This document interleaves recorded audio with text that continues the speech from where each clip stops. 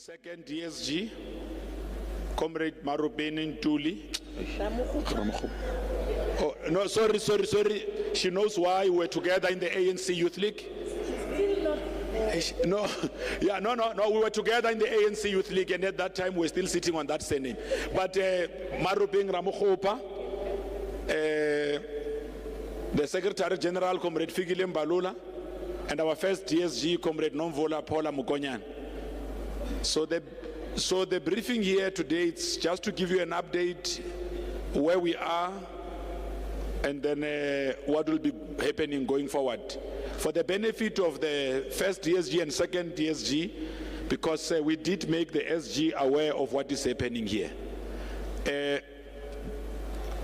DSG, first DSG and second DSG, this is our press room. It is part of the media village and the many other attractions that you have around the media village. They also have got a media lounge where they've been having their teas, lunch, and all of that. They also have got outside broadcast studios. We've been with members of the media since last week, Thursday. They've given us good coverage about the 55th National Conference, updating everyone out there who was taking interest. So I'm going to hand over to the SG. Just after this briefing, what we are going to be doing, but the SG will talk to those, is that you'll also be engaging with various chairs and reporters of commissions on the draft resolutions of the commissions that they were facilitating, similar to what we did during the policy conference. SG? Thank you very much, Comrade Pule.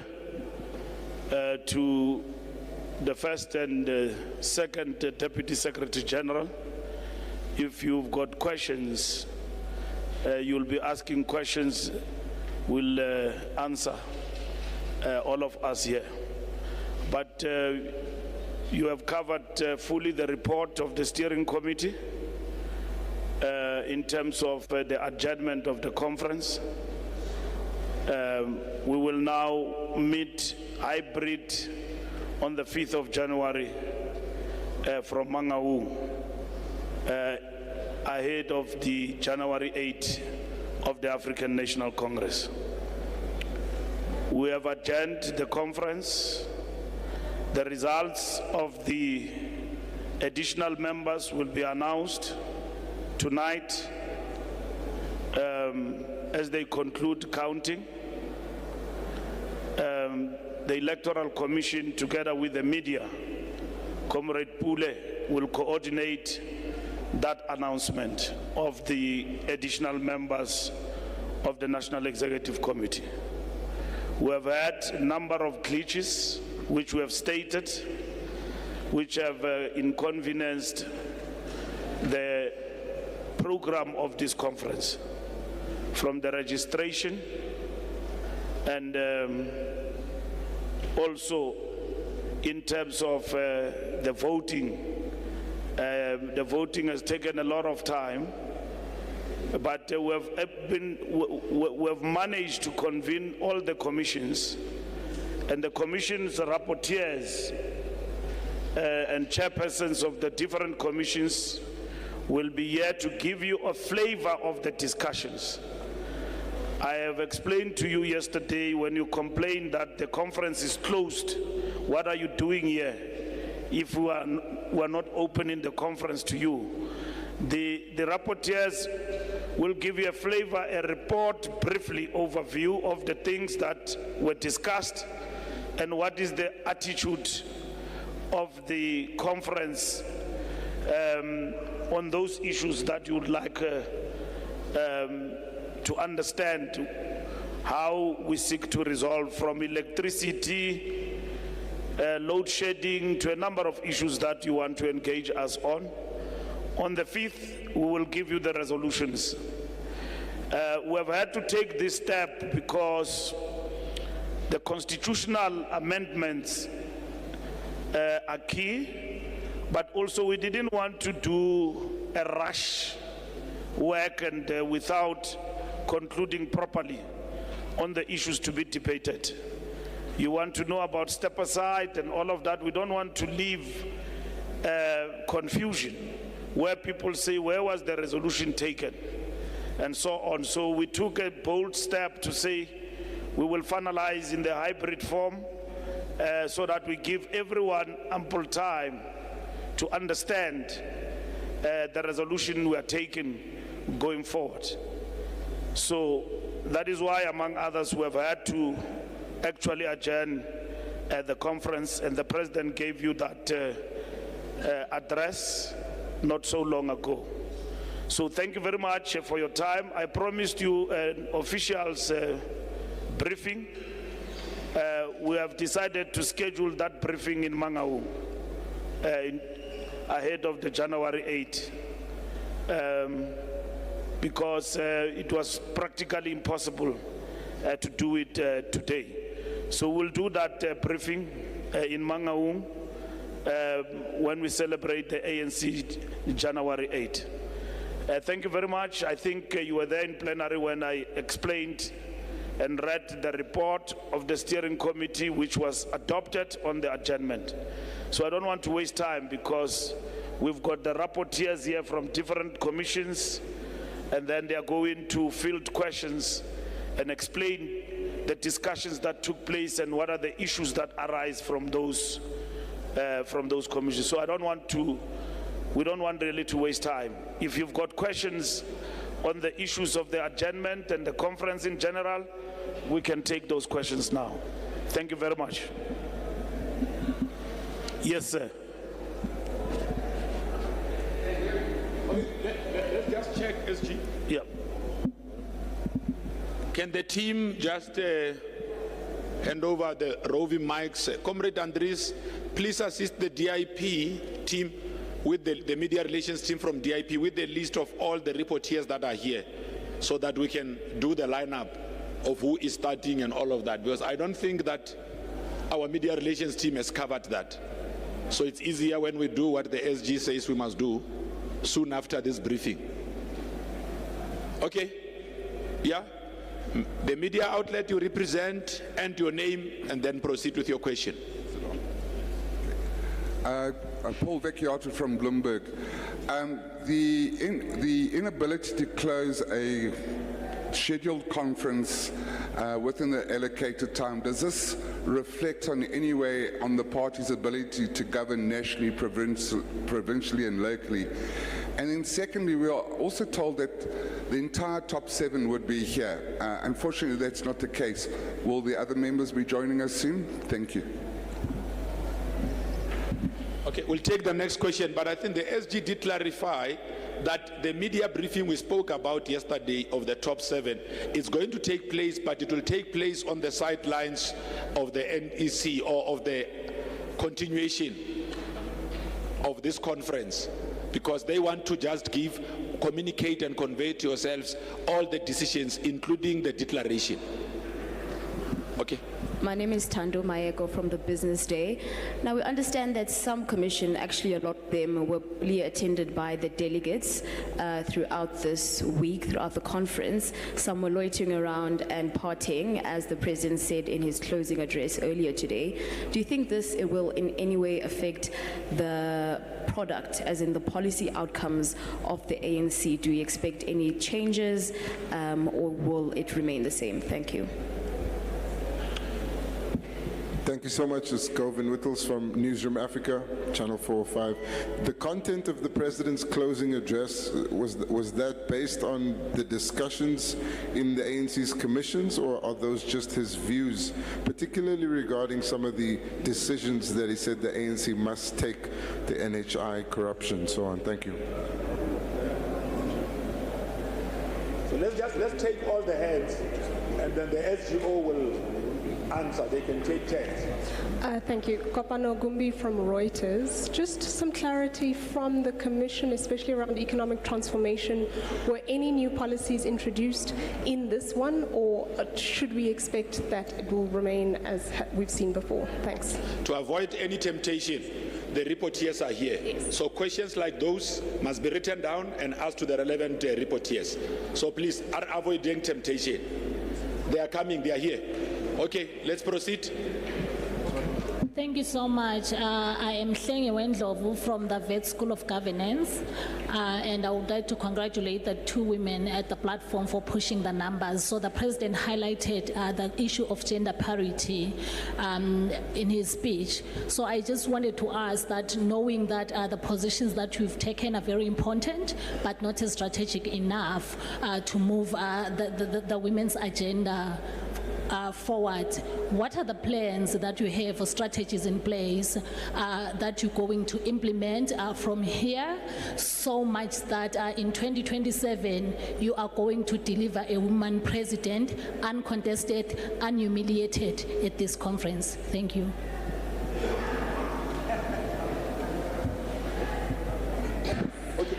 Okay, all the hands. So I just take, so as SG said, we just take this round-based answer because you are going to be engaging with the reporters. There was also the gender reference group, which had its own commission, and they presented previously.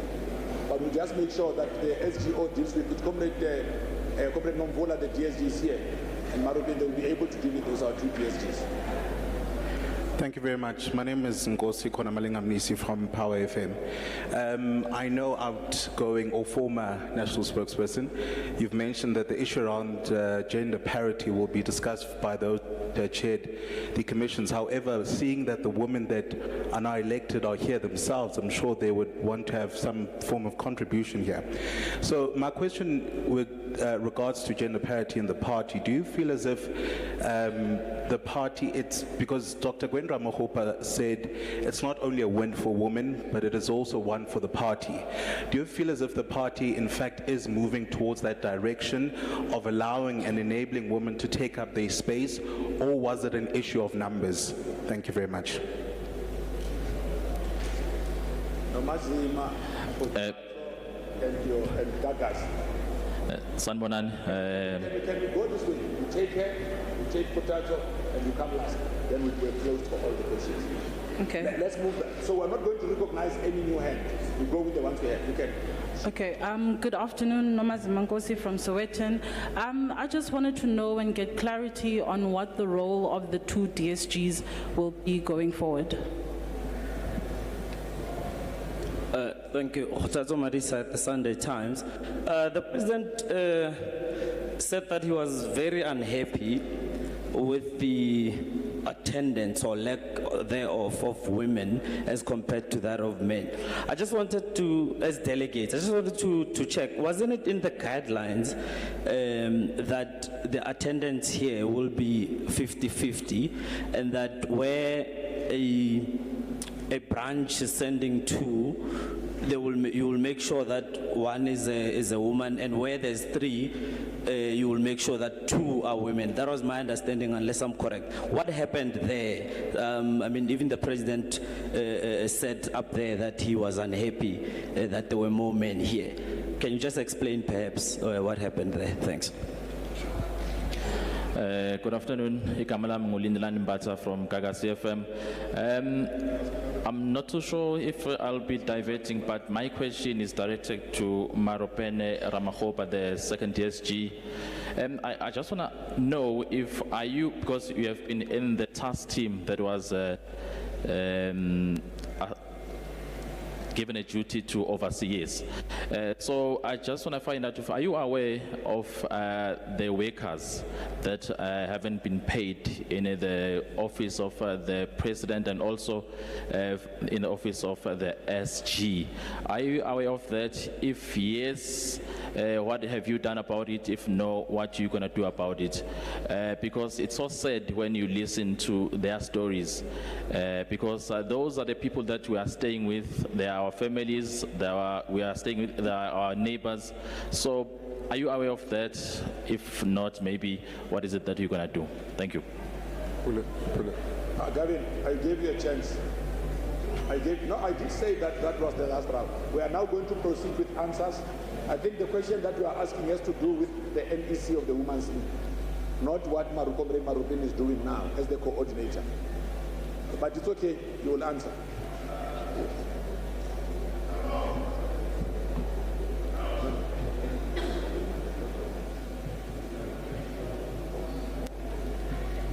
sorry, Comrade Nombola, the DSG just clarified me.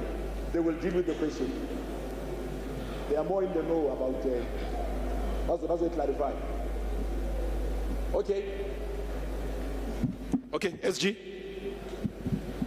I'll give the second DSG and the first DSG to answer the questions they can answer, and then I'll close. Okay, thank you very much, Comrade Secretary General. I'll start with the issue of the ANC Women's League. All I know is that all our staff members have been paid by the ANC Women's League. And this, we are talking about staff members that have got contracts at least with the ANC Women's League. If there's anyone else who claims not to be paid and has got a contract with the ANC Women's League, we'll definitely, they can come to us and we'll speak about it. On the issues of those that were directly paid by the ANC, all of them that I know about have been paid and continues to be paid by the Office of the Treasurer General, of course, just like all the staff members of the ANC. So if there's anybody else who's raising issues, they can just come and talk to me and I'll be able to assist them. But we are not aware of anybody who has a contract with us or with the ANC who hasn't been paid. If there are people maybe who've been there, but their contract ended at some specific point, that part we will not be able to assist because people who are not doing work cannot be paid, or people who don't have contracts cannot be paid, because how are we going to base the payment of such people, especially when we do auditing on. So, but if there's anything like that, please tell them to come and talk to us.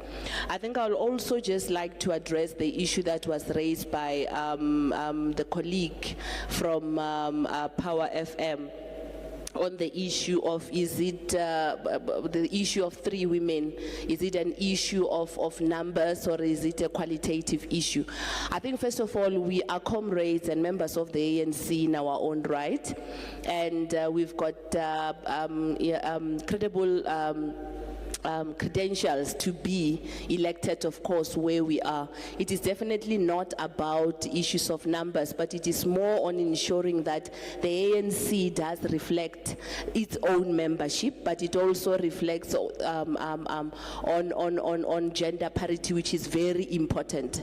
It's not about crunching numbers and just to say that we've got 3, but if you look at where we are based as members of the organization, we are based in the SGO, which is the machinery of the organization, as well as the treasury, which is of course where resources will be dispersed to be able to assist the organization to do its programs. So I would not say that it is about numbers, but it is more about the qualitative contributions and roles that we will be playing in order to ensure that the organization called the ANC will definitely do what it's supposed to do. I think I'm fine.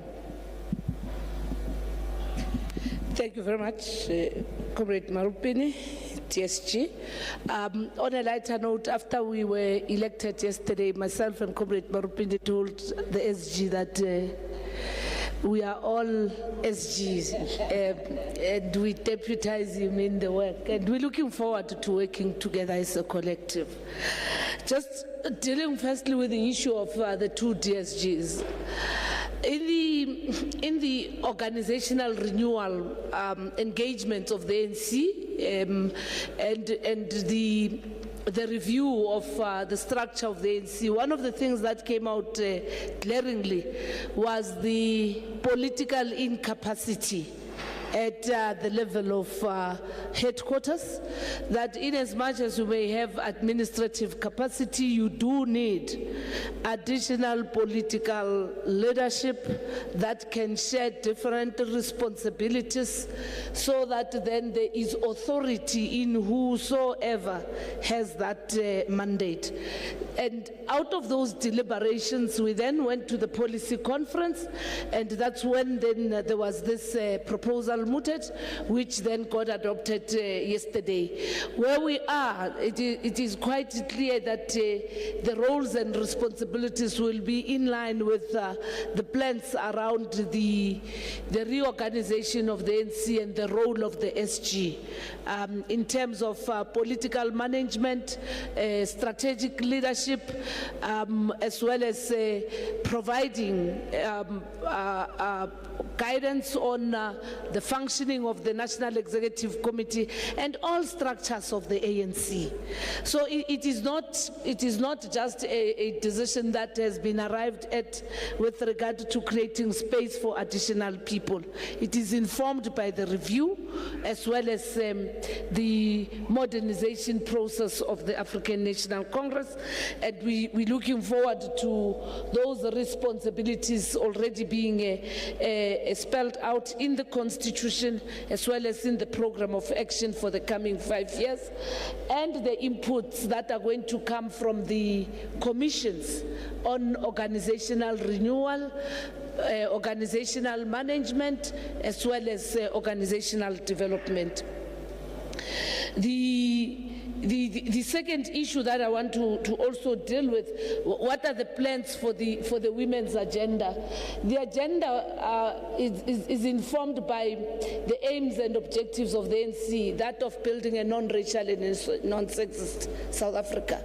But amongst other things is to ensure that we have capacity and capability not only of individuals but the institution, the African National Congress, of being able to be gender sensitive as well as being able to be conscious in taking decisions, as well as ensuring that we respond to issues that affect women, not only on the social front but also in the area of security, in the area of leadership, as well as in the area of economic development. There is a document that was presented in the policy conference. It has since been incorporated in the organizational report that speaks on those issues that are going to be prioritized, and once the resolutions are adopted, that would also be shared with your good selves post the Mangaung meeting that is going to be a hybrid session. What are the reasons for the adjournment of this conference? The reasons are straightforward. Many of our delegates have to go to work tomorrow. They have to report for duty. Secondly, we also had challenges about the accreditation process, because headquarters has actually been ahead of our members in terms of using a system that our members had not necessarily complied with, and that actually created a problem. On the issues of elections and stuff, we know that at plenary, delegates also have a right to nominate from the floor. And of importance is that everybody who was also nominated from the floor had to go through that vetting process that everyone went through prior to the nominations being pronounced by Comrade Khalema. So there was work that was done the entire night yesterday until this morning at 2:30 between ourselves in the ANC working together with the Electoral Committee. So there was work, and that is one of the things that was overlooked, that being nominated, it must not automatically mean you go into the ballot. There must also be, you must fulfill that process that the guidelines had actually put out as a condition. On the representation of women and what the President has raised, part of the constitutional amendments we're also sharing, just reflecting earlier on with Comrade Marupini, the DSG, that one of the constraints is the constitutional requirement. The ANC branches have grown, but as they have grown, the Constitution says a branch has to be represented, a branch in good standing has to be represented by one delegate. So what you do then, you first allocate every branch in good standing one delegate. And that actually reflected that the majority of the delegates who were then elected by branches were men. So it immediately just created a problem. And then the proportional allocation was an allocation that was given to those branches that has got more than an additional 150 and then another 150 going upward. And that's where then gender parity applied, where you have the second delegate being a female. Of course, in the 4,000, there are, I think in our estimation, we had almost just 270 that were represented by women. And we do believe that it's quite an indictment on the ANC, and a lot of work has to be done. So that constitutional requirement, SG, that says 1, we definitely have to look at it. It does not say 2. And imagine if we had 2, we would have had 8,000 just as a start, being representatives of branches only. The non-attendance in commissions, one of the things that we have also registered is exactly that. Without defending those who actually went AWOL from commissions, provinces had met and there were submissions. And in one of the commissions that I chaired, we had a lot of submissions that were coming from the provincial presentations. So we do take note that there was a poor attendance in some, not even in all of them, but there was also submissions that were made on behalf of a province or on behalf of a sector. The leagues themselves have also had their submissions presented in the different commissions. I think SG, those are the areas that I would respond to, and you may then add if I've omitted anything. Thank you. Thank you very much. Top 7, I've promised you that, and I still keep that promise, and it will happen next year.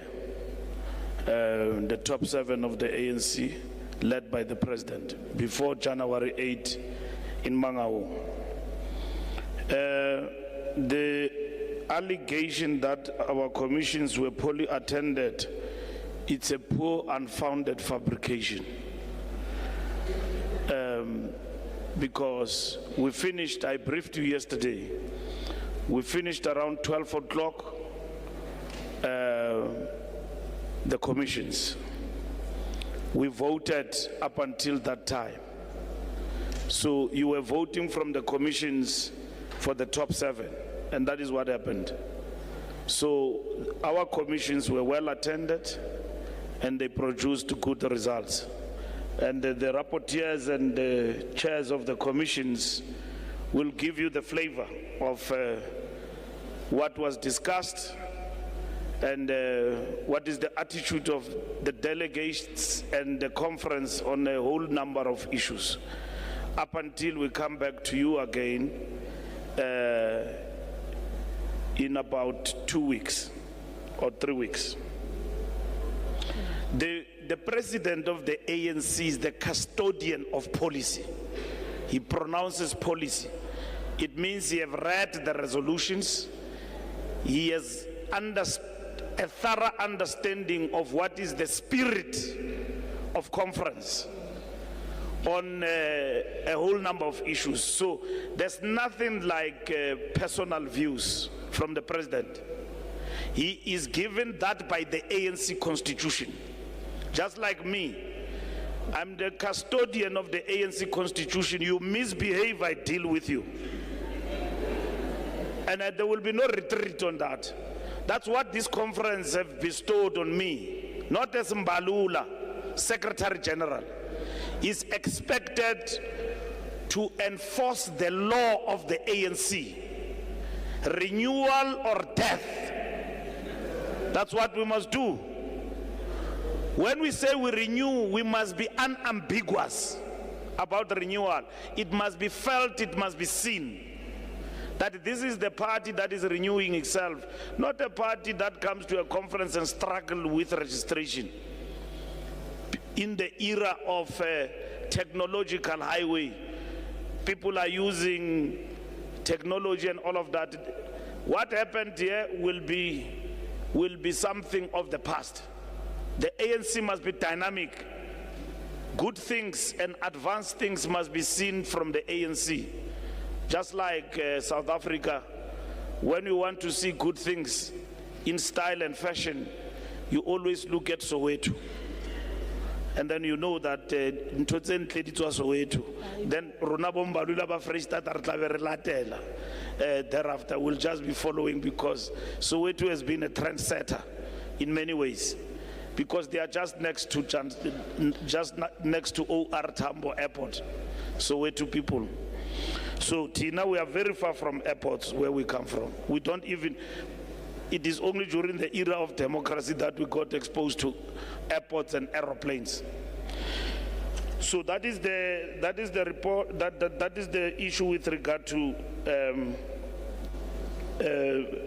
the matter of the president address.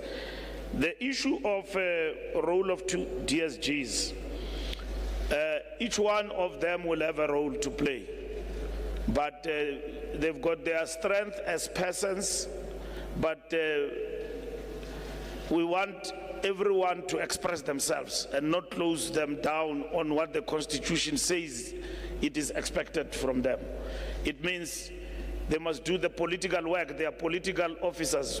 The Deputy Secretary General's role in the main was reduced to administrative work.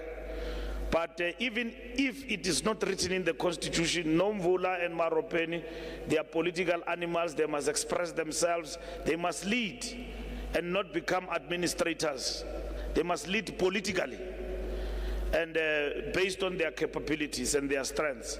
Yesterday, DSGs, I was asked about what am I bringing in this portfolio by Mkokeli, I think. Yeah, so I explained to him that my upbringing and training is organizational development and party construction. I'm an expert on that. I was trained very, very, very far about that work. So in the school of excellence called the ANC Youth League, I was trained in that.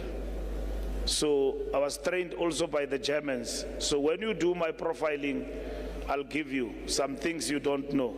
But we leave that to one-on-one, okay? But thank you very much.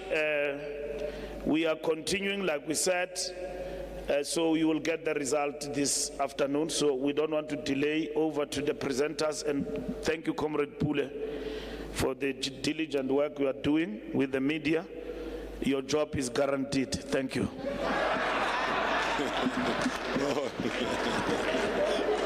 Aye man, comrade. Aye man, Max, can you? Hey. No, thanks very much to the SGO for the time. Thanks, Comrade Mbax. We are still going to be here with the commissions for the next 3-4 hours. Last time we did 6 hours. So still gonna be a bit hectic. No, actually one. They are not the same commissions actually.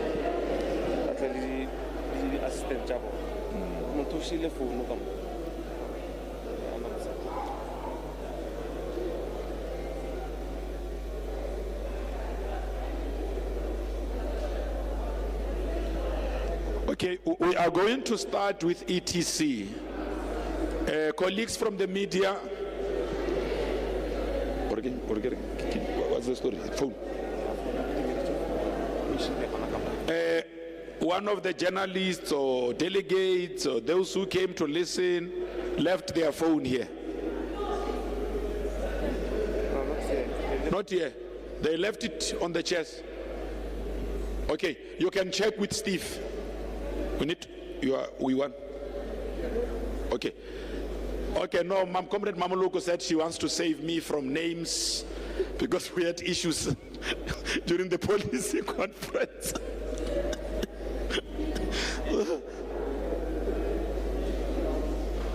So,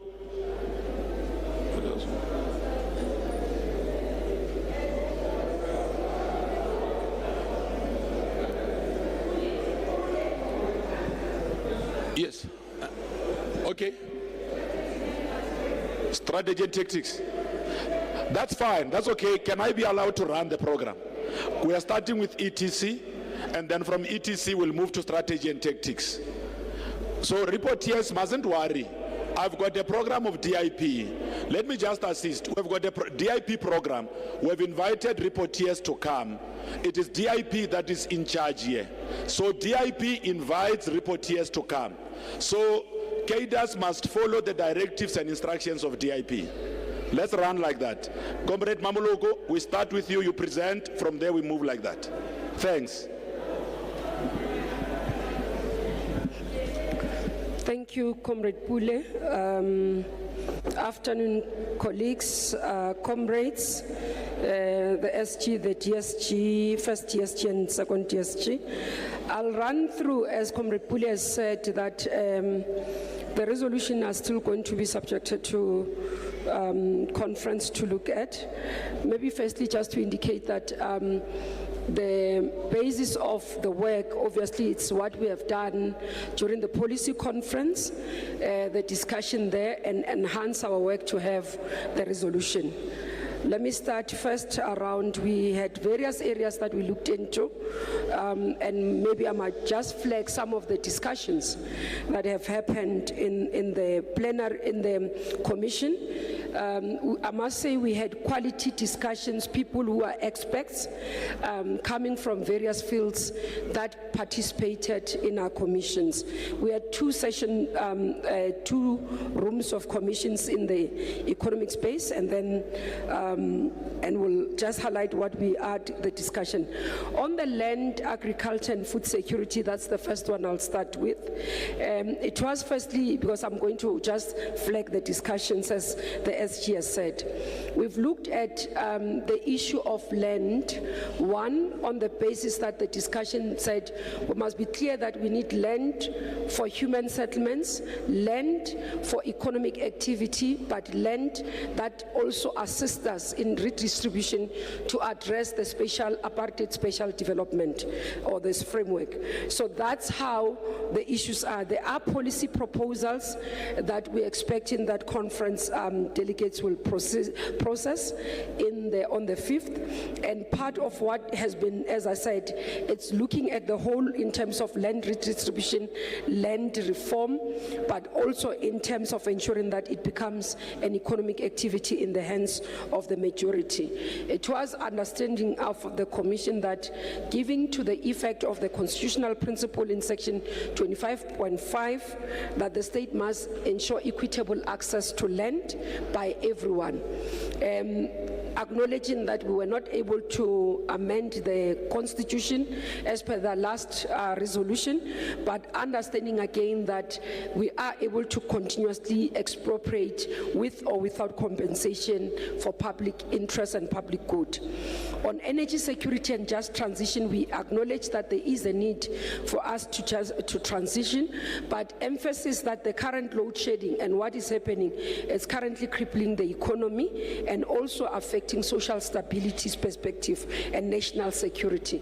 So the emphasis around restoring the energy security critical, and also acknowledgement that we have to transition from high carbon to low carbon.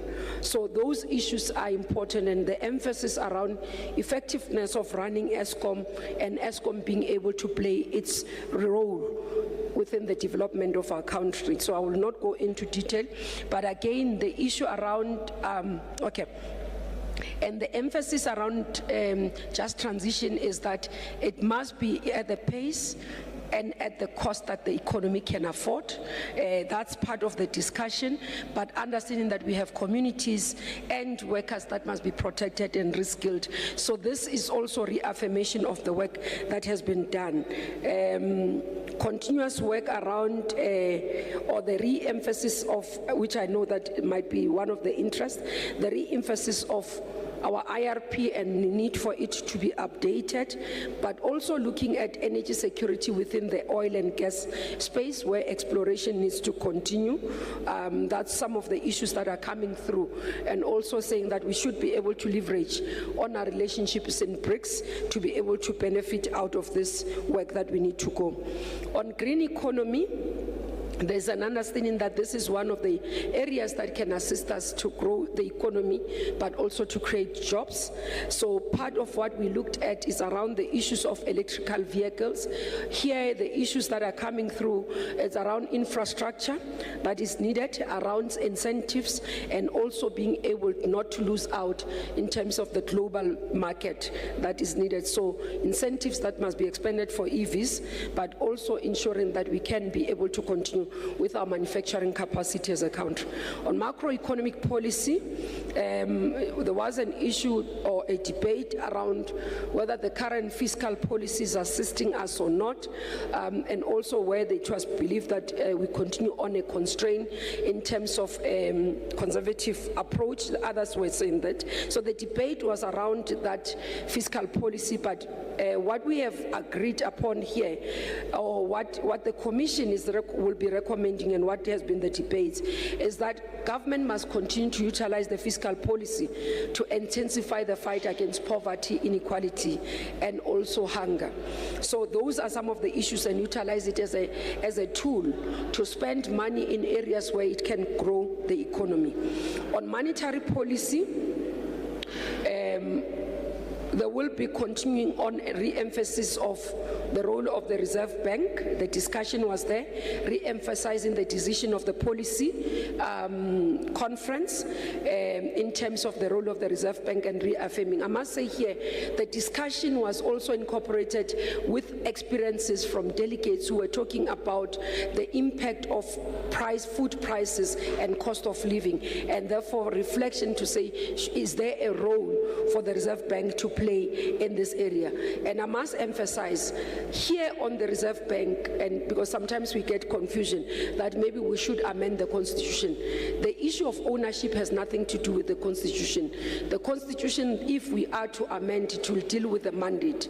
But the issue of ownership, it's around buying the pricing and buying out the people who are there in terms of what we call the shareholders, and therefore the prices, because if we are to tamper with that and not do it in the current context where you'll be able to give them the value in terms of price as they call it out. Minister Godong or Comrade Enoch would have explained this during a briefing in the morning, one of the morning briefings that he done.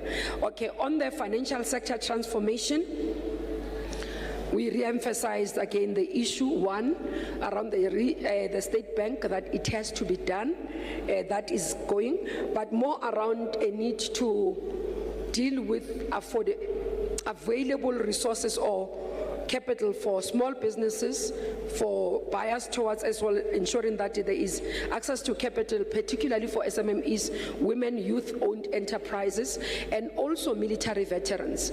There's been a substantive submission from military veterans on issues that we should stop around focusing on their support as social, but more around empowerment. So you'd find as well infusion of women, youth, but also with military veterans included together with people with disability. So the State Bank issue, we reaffirm, but also there is an issue around the fintech startup sector by providing new businesses with access to capital. So we do believe that the whole financial sector is not assisting in terms of transforming the economy, but also for support for the vulnerable, especially the small businesses and issues of women businesses.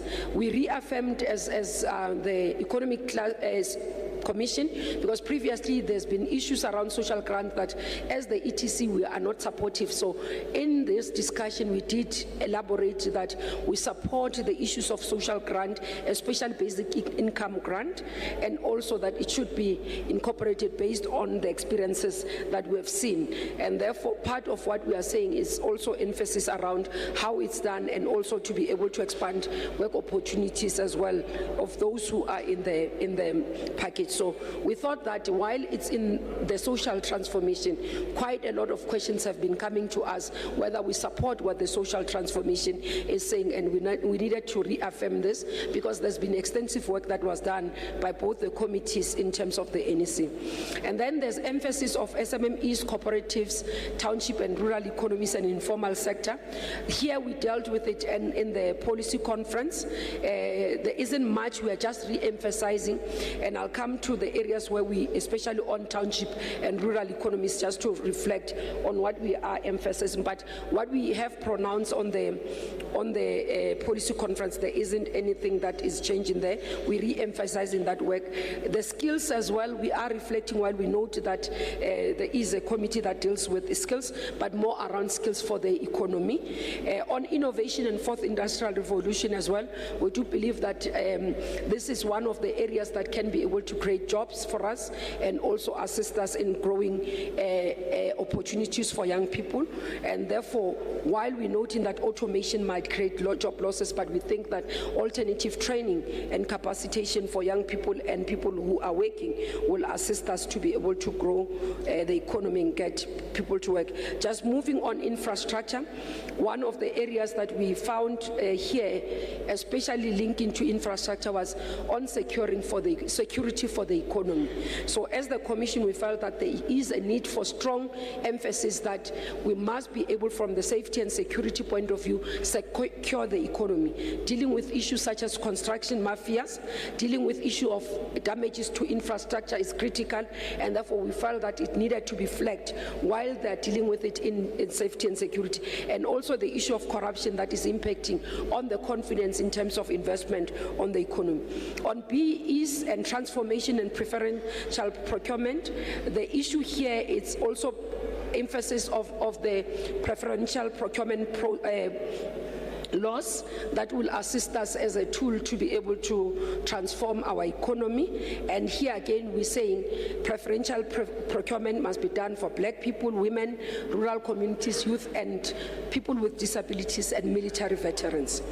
So you'd find that consistently now we are including military veterans, because especially war veterans, we believe that we are the only country that does not look after the war veterans very well, and now we're bringing that infusion into our economic policy. The other issue around BEE is that we believe that there are currently inefficiencies that should be corrected so that we are able to have less opposition against triple BEE. We believe that the opposition out of BEE, it's more around, or transformation is more around the frustration by capital of those who invest because of the inefficiencies. But also here we are introducing the issue that there must be, in an expanded manner, the workers' opportunities in terms of ownership in the companies that they participate in. So there will be that as well.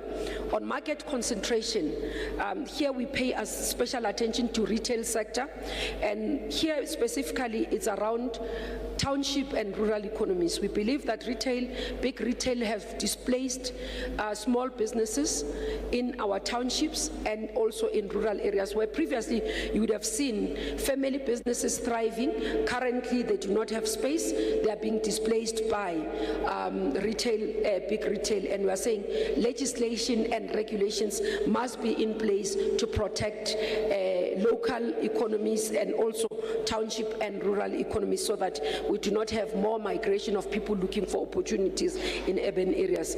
On social compacting, we are emphasizing the need. You would have noted that with this in policy conference we spoke about it. The addition here, we are acknowledging the work that is done by NETLEC, but we are calling for a review of NETLEC so that it can be, and checking whether currently it serves its purpose and it's able to assist us in ensuring that there is social compacting. So that's what we are, new thing that is there. On trade and industry, I think we are reaffirming nothing new there from previously in terms of the policy conference, manufacturing industry, protection, but also ensuring that localization, we can be able to expand in that area. On digital economy as well, it was there during a policy conference. The discussion has been around digital economy to be able to assist us to grow so access, and this will be expanded by Comrade Komboso as they deal with their area, but here we are emphasizing the opportunities that are given by digital economy. On state-owned entities, we are here, I think the new thing that is more emphasis is that a comprehensive review of state-owned entities is important, but more importantly that the state-owned entities that are in line needs to move into the line departments is a recommendation. The new area as well, more emphasis around logistics. Here on logistics is that the logistics, we see it as area that will impact negatively on the economy if we do not pay attention. What happens in Transnet, the specific here challenges of operational and financial experiences, but also saying that we do not want to wait until we see Transnet at the level where it is, ESCOM is, and therefore attention should be given here to improve significant inefficiencies that currently exist in our ports and also the work. Another area that is coming here is around aviation sector reforms, that we needed to see an opportunity presented by the African Continental Free Trade Agreement, particularly for being able to export utilizing aviation sector.